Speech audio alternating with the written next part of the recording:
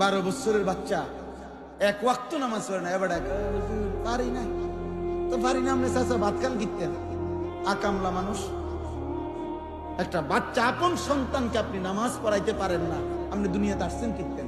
গোড়ার ঘাস কাটতে নিয়ে আসছেন। আপনি আসছেন দুনিয়া ভাত খাইতেন আর বিল্ডিং করতেন। আল্লাহ আপনারে মুসলমান বানাইছে, সোফা বানাইতেন আর খাট পালং আর ফার্নিচার বানাইতেন। হ্যাঁ, আমাদেরকে আল্লাহ তাআলা এই জন্য পাঠাইছে নাকি? কথা বলেন না কেন? তাইলে এক মুসলমান পিতার দায়িত্ব কি বিল্ডিং করে দেওয়া না সন্তানকে নামাজি বানানো? তো তাহলে কথা ছিল কি? আপনি করেন কি? আপনি কি করেন?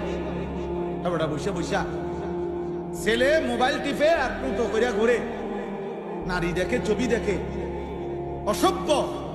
আর এবারে বয়স্ক লোক তার লাইগা 12 লাখ টাকার সুদ কিস্তিতে বিদেশ পাঠাইবো তারে, মানুষের দ্বারা দ্বারে কিস্তি নেয়, এবারে দুয়ারে দুয়ারে টাকা খুঁজে।